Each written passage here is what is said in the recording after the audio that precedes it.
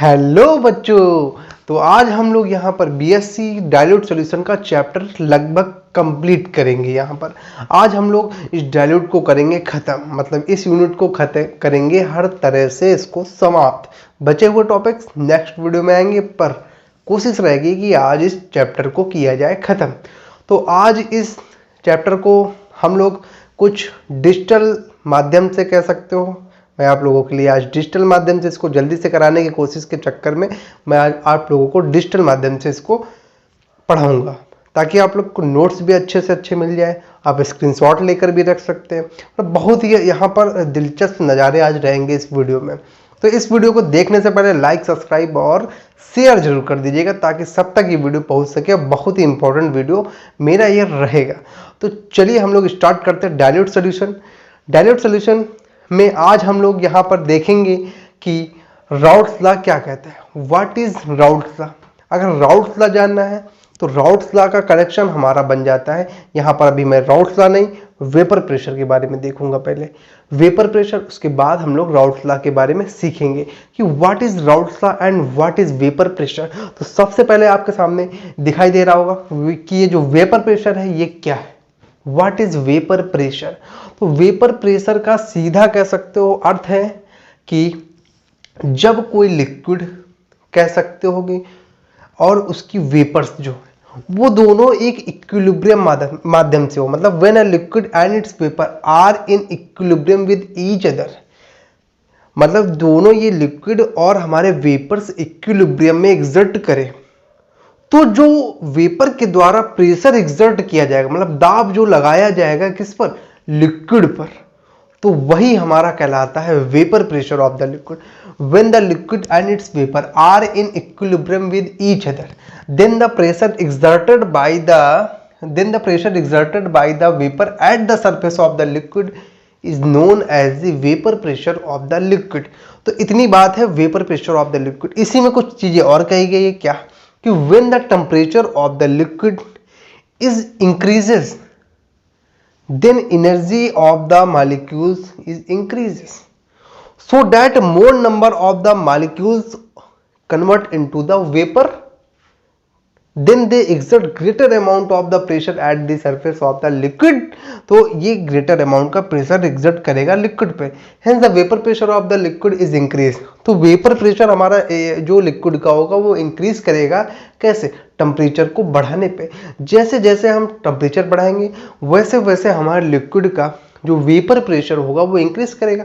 कैसे? जैसे मैंने पानी लिया, लिक्विड एक लिया, ठीक है, उस पानी को मैंने नीचे से बॉईल करना शुरू किया। ऊपर से तो कर नहीं सकते हो, तो नीचे से ही करेंगे।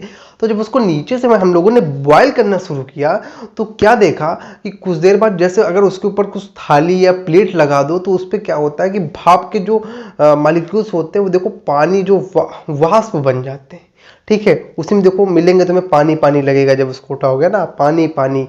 तो वहां पर हम लोग क्या देखेंगे कि जब जैसे जैसे हम लोग टेम्परेचर बढ़ाए जाते हैं वैसे वैसे वहां पर ऊपर देखो प्रेशर एग्जर्ट करता रहता है, मतलब लगातार क्या होता है, हमारे लिक्विड के मॉलिक्यूल्स वेपर में परिवर्तित होते रहते हैं। तो यही बात इस नियम में कही गई है कि वेपर प्रेशर क्या है, इसको समझाना था मेरा उद्देश्य, क्योंकि इसी से रिलेटेड हमें राउट्स लॉ भी बताना। और वेपर प्रेशर बहुत ही इंपॉर्टेंट है, ये भी अक्सर हमारे पेपर में पूछा जाता है, ठीक है। तो सिंपल सी बात हो गई, जैसे जैसे टेम्परेचर बढ़ाएंगे वैसे वैसे हमारा उसका क्या, टेम्परेचर बढ़ाने पे उसके मतलब वेपर प्रेशर उसका इंक्रीज कर जाएगा, ठीक है। तो इतनी बात हमारी हुई किसमें, वेपर प्रेशर में। इसी में थोड़ा आगे एक बात बताना चाहेंगे, देखिएगा जरा, देखिएगा, हाँ, ये कि जब हम कोई नॉन वोलेटाइल सॉल्यूट मिला देते हैं, कि when a non volatile solute is added in a solvent, जब हम कोई नॉन वोलेटाइल सॉल्यूट को ऐड करते हैं, सॉल्वेंट में लिखा हुआ है, आप देखिए कि when a non volatile solute is added in a solvent then the vapor pressure of the solvent is decreases। तो हमारा जो वेपर प्रेशर होगा सॉल्वेंट का वो डिक्रीज कर जाएगा। या फिर कह सकते हो कि सॉल्यूट क्या कर देगा, देखो लिखा है कि सॉल्यूट ब्लॉक कर देगा सरफेसेस को, क्योंकि नॉन वोलेटाइल होगा, वो मिक्स तो होगा नहीं भाई, वो नॉन वोलेटाइल होगा, ठीक है। मतलब नॉन वोलेटाइल मतलब जानते हो कि एक वोलेटाइल होता है, एक नॉन वोलेटाइल। वोलाटाइल मतलब जो वाष्प में परिवर्तित हो जाए, नॉन वोलाटाइल जो ना हो, ठीक है। तो जो नहीं होगा तो क्या होगा, वो सॉल्वेंट जो हो रहे थे लगातार उनके जो सरफेसेस को है ब्लॉक कर देगा, जिसके कारण हमारा लोगों का होगा क्या कि जो वाष्प में परिवर्तित या कह सकते जो वेपर में चेंज हो रहे थे मॉलिक्यूल्स, वो कम से कम अब होने लगेंगे, क्योंकि वो सॉल्यूट जो है वो सरफेसेस को ब्लॉक कर रहा है, क्योंकि वो तो वेपर में चेंज नहीं हो रहा है। और भैया जो चेंज नहीं हो रहा वो तो नीचे बैठ जाएगा, तो हमारे कम मॉलिक्यूल्स होंगे इन कंपैरिजन टू अगर हम लोग प्योर सॉल्वेंट के आधार पर देखें। तो इसी के आधार पे हमारा लोगों का निकल के आता है एक बहुत ही अच्छा रिलेशन कि लोअरिंग इन वेपर प्रेशर में जो हमारी लोअरिंग होती है वो किस प्रकार होती है। लोअरिंग इन वेपर प्रेशर हमारा जो होता है वो होता है P not minus P S. P not हमारा वेपर प्रेशर किसका है, एक प्योर सॉल्वेंट का है, और पी एस हमारा जो वेपर प्रेशर होगा यहाँ पर वो होगा प्योर सॉल्वेंट का तो होगा नहीं, तो वो वेपर प्रेशर होगा जब वो नॉन वोलेटाइल सॉल्यूट को कंटेन करेगा, उसी को हम लोग पीएस कह देते हैं। तो इसी से एक रिलेशन निकल के आता है कि relative lowering in vapour pressure. What is relative lowering in vapour pressure, जो उसके कह सकते हो रिलेट में हो उसकी बात यहाँ पर की गई कि रिलेटिव लोअरिंग। ये रिलेशन बहुत ही आवश्यक पूर्ण है राउट्स लॉ में, तो यहाँ पर देख लीजिए, जानना यहाँ पे जरूरी है कि राउट्स लॉ के आधार पर अभी हम लोग नहीं देखेंगे, पहले ऐसे जानेंगे कि relative lowering in vapour pressure क्या होगा। तो रिलेटिव लोअरिंग होता है P not minus P S upon P naught, मतलब vapour pressure of the pure solvent minus vapour pressure of the solvent solution containing non volatile solute divided by vapour pressure of the pure solvent. इतनी बात हुई हमारी vapour pressure की, मतलब vapour pressure में इतना topic जो है इसको बहुत ही इंपॉर्टेंट है, इसको जरूर से जरूर लिख लीजिएगा और याद कर लीजिएगा, अत्यधिक ये पूछा भी जाता है, ठीक है। तो 10 में 5 का मामला मालूम ही है आपको, है ना, 10 में 5 करने 5 कैसे आ जाए तो उसका कुछ पता नहीं है, तो जरा देख लो। इतनी बात हुई क्लियर। अब हम यहाँ पर बात करने जा रहे हैं किसकी, राउट्स लॉ की। अब हम लोग बात करेंगे किसकी, राउट्स लॉ की। व्हाट इज राउट्स लॉ, तो हम लोग राउट्स लॉ देखेंगे। राउट्स लॉ क्या है, तो लिखा हो अकॉर्डिंग टू दिस लॉ कह सकते हो, या फिर इट इज डिफाइंड एज कह सकते हो। According to this law in a solution the vapor pressure of one component of a solution is equal to the product of the is equal to the product of the mole fraction of that component and vapour pressure of that component in pure state. तो pure state की बात हो गई कि pure state में मतलब क्या होता है, जो एक कंपोनेंट का वेपर प्रेशर होगा वो हमारा इक्वल हो जाएगा मोल फ्रैक्शन के, और उसके प्रोडक्ट में ही मतलब मल्टीप्लाई जो कहते हो, क्रॉस का चिन्ह बनाते हो वो हमारा किसके वो प्रोडक्ट में हो जाएगा, उसके एक वेपर प्रेशर जो हमारा प्योर स्टेट में लाई करेगा, ठीक है। तो ये हमारा हुआ क्या, राउट्स लॉ की बात ये हमारी इतनी हुई, ये राउट्स लॉ की डिफिनीशन था। अब हम लोग यहाँ पर क्या देखेंगे, राउट्स लॉ की डिफिनीशन के बाद इतना जरा आप लोग नोट कर लीजिए, तो मैं इसके आगे बढ़ूँ कि इसके आगे क्या आ सकता है, राउट्स लॉ में क्या रिलेशन फिर निकल के आएगा। इतना हो गया हो तो मैं आगे बढ़ूँ। तो राउट्स लॉ में इतनी बात तो हो गई, और इसमें जो नीचे दिया हुआ है क्या रिलेशन कि P I is equal to the X I P I not. तो ये पी आई क्या है, ये एक वेपर प्रेशर, ये भी है पी एज ए रिजल्ट, मतलब कह सकते हो वेपर प्रेशर होता है। और जो यहाँ पर एक्स है ना, वो हमारा एक्स क्या है पता है, वो एक्स है हमारा मोल फ्रैक्शन। मोल फ्रैक्शन हमारा यहाँ पर ये बता रहा है, ठीक है। तो इतनी बात होती है क्लियर। अब देखो जरा, अब हम लोग यहाँ पर क्या जानेंगे कि अब हम लोग यहाँ पर देखेंगे कि हमारा जो ये जब हम लोग बाइनरी सोल्यूशन ले ले, कोई बाइनरी सोल्यूशन, मतलब बाइनरी सोल्यूशन हम बता चुके हैं पहले कि दो कंपोनेंट का बना हुआ सोल्यूशन ही बाइनरी सोल्यूशन कहलाता है। इस बाइनरी सोल्यूशन में अगर हम मान लें कि x1 जो है वो सोल्यूट का मोल फ्रैक्शन है, x2 हमारा जो है वो x1 हमारा सॉल्वेंट का मोल फ्रैक्शन है और x2 हमारा सोल्यूट का मोल फ्रैक्शन है, ठीक है, ठीक है। तो जल्दी से इतना लिख लीजिए पहले, फिर मैं इसका रिलेशन जो लिखा हुआ है वो बताऊं कैसे आया। तो देखो वेपर प्रेशर ऑफ जो बोला है, एक मिनट, हाँ, वेपर प्रेशर ऑफ जो बोला है solvent P1 is equal to x1 P1 not और P2 इज इक्वल टू दी, ये वेपर प्रेशर ऑफ सल्यूट का है, P2 is equal to the x2 P2 not, P2 not. ठीक है, इतना हो गया, इतनी बात हो गई हमारी लोग की खत्म। चलो इतना जरा नोट करो पहले इतना, फिर मैं आगे का बताऊं कि आगे भी क्या हो सकता है।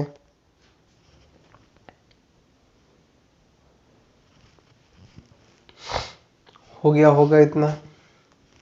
तो चलिए अब हम लोग क्या देख रहे हैं, देख रहे हैं एक रिलेशन दिया हुआ है क्या, P not minus P S upon P not. ये तो एक हमारा बताए थे कि रिलेटिव लोअरिंग होती है। ये रिलेटिव लोअरिंग जो हो रही है वो x2 के इक्वल हो रही है। कैसे x2 के इक्वल हो रही है, देखो जब इसका हम लोग डेरिवेशन करेंगे तब हम लोगों को समझ में आएगा कि x2 के इक्वल क्यों हो रही है। ठीक है, तो x2 यहाँ पर मोल फ्रैक्शन ऑफ सल्यूट का है और P नॉट हमारा vapour pressure of pure state का है और vapour pressure of solution containing non volatile solute वो हमारा PS होता है। ठीक है, इतनी बात हुई हम लोगों की क्लियर। तो यहीं से एक कह सकते हो सेकेंड लॉ निकल के आता है, या फिर कह सकते हो इसी राउल्ट लॉ को एक चीज और फिर कह देंगे डेफिनेशन के आधार पे कि thus the relative lowering in vapor pressure of the solution is equals to the mole fraction of the solute in the solution। ये हमारा अनदर स्टेटमेंट इसका हो जाएगा, किसका, ये हमारा अनदर स्टेटमेंट राउल्ट्स लॉ का हो जाएगा। इतनी बातें हमारी हो गई राउल्ट्स लॉ में। तो इस पूरे डेरिवेशन को आप लोग लिख लीजिए, ये जो पूरा दिया हुआ है, तो मैं आगे बढ़ूं कि आगे क्या बातें हो सकती। तो अब हम लोग यहाँ पर बातें करेंगे किसकी, बहुत ही इंपॉर्टेंट बातें करेंगे, बहुत ही इंपॉर्टेंट बात रहेगी। इंपॉर्टेंट बात अब क्या रहेगी कि इतना हो गया होगा तो मैं आगे बढ़ता हूँ। ठीक है, तो इतनी बात ये है कि अब हम लोग देखो कॉलिगेटिव प्रॉपर्टी देख रहे हैं कि what is colligative property. The property of the dilute solution which do not depend upon the nature of the solute but depend upon the number of the solute particles present in the solution। इसी को हम लोग क्या कहते हैं भाई साहब, colligative property कहते हैं। ठीक है, ये कॉलिगेटिव प्रॉपर्टी अब समझ भी लो। कॉलिगेटिव प्रॉपर्टी कहने का मतलब है कि ये इसके नेचर पर नहीं डिपेंड करेगी कि नेचर इसका कैसा है। अब नेचर मतलब ये नहीं कि हम सामाजिक है कि नहीं, नेचर मतलब टेम्परेचर, प्रेशर, यही सब पे हमारा डिपेंड कर नहीं करेगा। और ये हमारा किस पे डिपेंड करेगा, सल्यूट पार्टिकल्स जो प्रेजेंट हैं उन पर डिपेंड करेगा, कितने नंबर ऑफ सल्यूट पार्टिकल्स हमारे ये प्रेजेंट है, ना कि इनका नेचर, इनका स्वभाव भी कह सकते हो, इनका रहन सहन कैसा था, ये सब नहीं देखेंगे। यहाँ पर रहन सहन का मतलब, नेचर का मतलब है कि प्राकृतिक चीज़ें, जैसे टेम्परेचर हो गया, इसका प्रेशर क्या एग्जर्ट करता है, टेम्परेचर क्या लाई करता है, ये सब बातें इसमें हम नहीं देखेंगे। यहाँ पर सिंपली हम लोग देखेंगे कि ये नंबर ऑफ पार्टिकल सल्यूट के कितने यहाँ पर प्रेजेंट है, बस इतनी सी बातें यहाँ पर हम लोग कॉलिगेटिव प्रॉपर्टी में देखते हैं। तो कॉलिगेटिव प्रॉपर्टीज में हमारे क्या होता है कि ये कॉलिगेटिव प्रॉपर्टी को भी चार भागों में बांटा जाता है कि colligative properties, there are the following 4 colligative properties होती है डाइल्यूट सॉल्यूशन की। जो पहले हमारी जो होती है, देख रहे हैं आप लोग कि lowering in vapour pressure and osmotic pressure, elevation in boiling point and deflation in freezing point. तो चारों चीजों को मैं डिफाइन करूंगा। ठीक है, आज चारों चीज़ों को हम लोग बहुत ही कह सकते हो अच्छी तरीके से जानेंगे और इसके नोट्स भी लेंगे हम लोग यहीं से। ठीक है, तो लोअरिंग इन वेपर प्रेशर क्या होता है, what is lowering in vapour pressure. चलिए अब देख लेते हैं हम लोग लोअरिंग इन वेपर प्रेशर। पहले इसको अच्छा नोट कर लीजिए, फिर मैं आगे दिखाऊं कि लोअरिंग इन वेपर प्रेशर क्या हो सकता है। ठीक है, कि what is lowering in vapour pressure, जल्दी से नोट कर लीजिए इसको।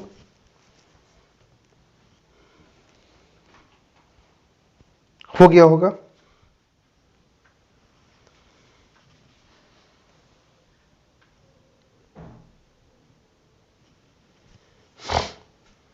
चलिए लोअरिंग इन वेपर प्रेशर अब हम लोग देख लेते हैं कि what is lowering in vapour pressure. देखिए लोअरिंग इन वेपर प्रेशर मतलब क्या है, डेफिनेशन आपके सामने है, देख सकते हैं और इसको लिख भी लीजिएगा। ठीक है, तो लोअरिंग इन वेपर प्रेशर का मतलब है जब कोई non volatile solute, non volatile और वोलेटाइल क्या होता है मैं बता चुका हूँ। वोलेटाइल मतलब जो हमारे वाष्प में या कह सकते हो वेपर में ना बने, और नॉन वोलेटाइल जो है, सॉरी नॉन वोलेटाइल मतलब जो वेपर में ना बने, और वोलेटाइल मीन जो हमारे वेपर में परिवर्तित हो जाए।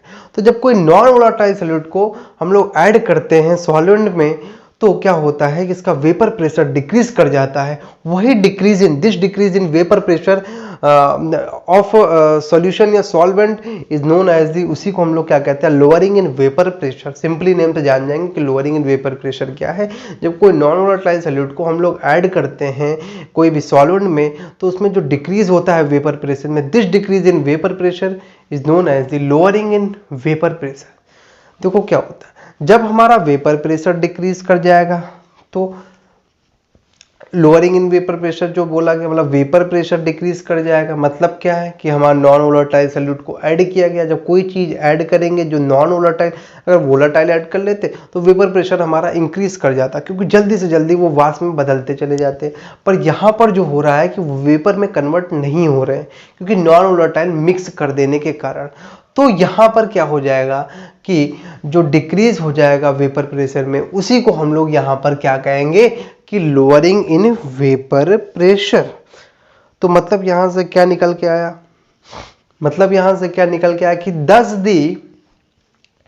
10 जो ये लोअरिंग, देखो सिंपल सी लाइन लिखी हुई है कि जो ये लोअरिंग हो रही है vapour solution, sorry vapour pressure में, किसकी वजह से, नॉन वोलेटाइल सॉल्यूट, ये कह सकते हो कि ये उसकी अपेक्षा, प्योर सॉल्वेंट की अपेक्षा देखा जाए, जो प्योर चीज लेंगे जिसमें वोलेटाइल मिक्स होगा, उसकी अपेक्षा में इसका वेपर प्रेशर क्या रहेगा, कम रहेगा।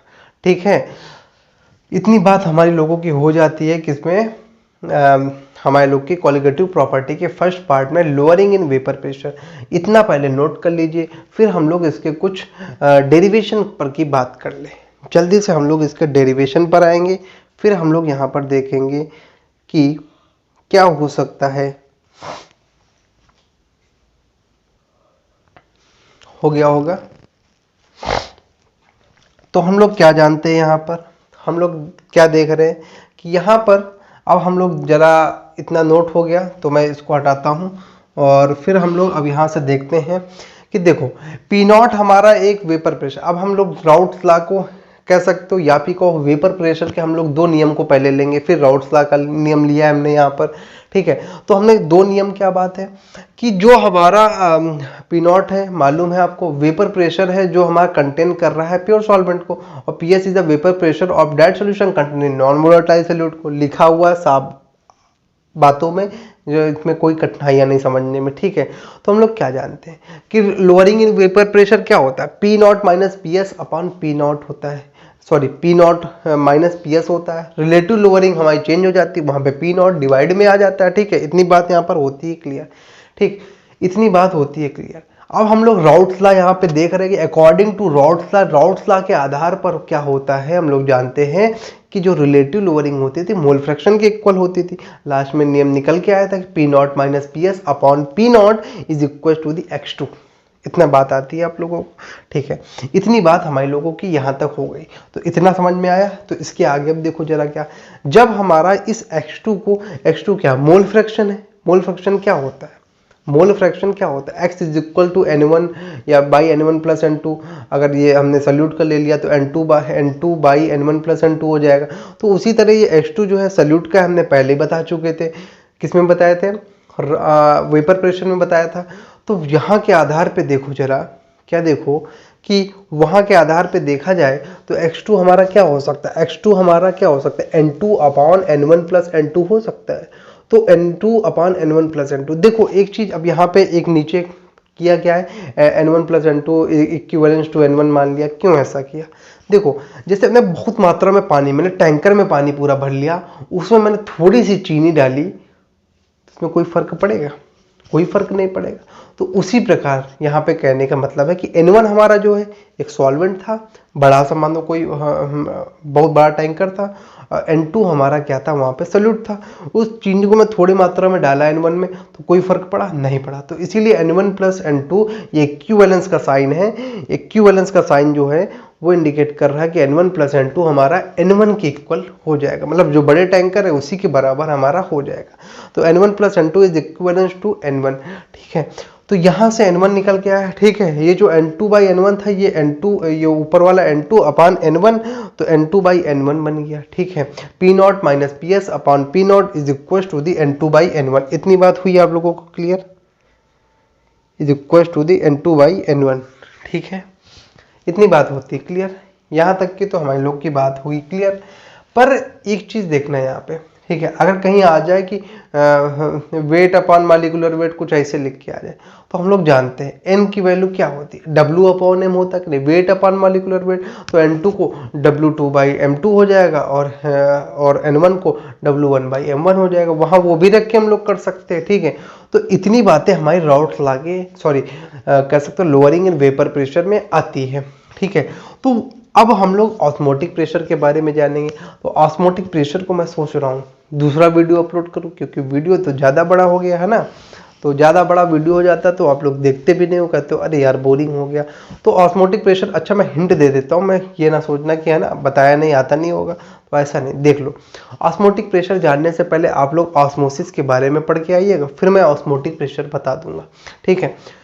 तो ऑस्मोटिक प्रेशर का मतलब होता है कि बहुत ही कम प्रेशर अप्लाई करने पर, बहुत ही कम प्रेशर हम किसी चीज़ पर अप्लाई करें, और उसको जो प्रेशर अप्लाई करें किसी चीज़, जैसे हमने कोई चीज़ मानो कि मैंने पंप से हवा भरी, तो पंप से हवा भरी तो एक मिनिमम मात्रा आएगी, जब उसको वापस करेंगे आराम से पंप को वापस, तभी तो हवा भर पाएंगे ना। उसको जो वापस करने की टेंडेंसी हुई, तो ऐसे ही समझ सकते हो कि ये ऑस्मोटिक प्रेशर है। तो ऑस्मोसिस जानने से, ऑस्मोसिस के अंतर्गत ही हम लोग एक पढ़ेंगे सेमी परमेबल मेम्ब्रेन।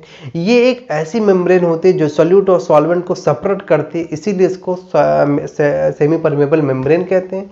ये एनिमल या वेजिटेबल मेम्ब्रेन में भी, वेजिटेबल या एनिमल में भी पाई जाती है ऐसी मेम्ब्रेन, इसको सेमी परमेबल मेम्ब्रेन कहते हैं। पर ये परफेक्टली सेमी परमेबल, मतलब कह सकते हो ये चलने वाली, हरदम चलने वाली मेम्ब्रेन नहीं मानी, एक आर्टिफिशियली मेम्ब्रेन बनाई जाती है जिसको कहा जाता है कॉपर फेरोसाइनाइड की मेम्ब्रेन बनाई। ये परफेक्टली इलास्टिक मेम्ब्रेन होती है, ठीक है।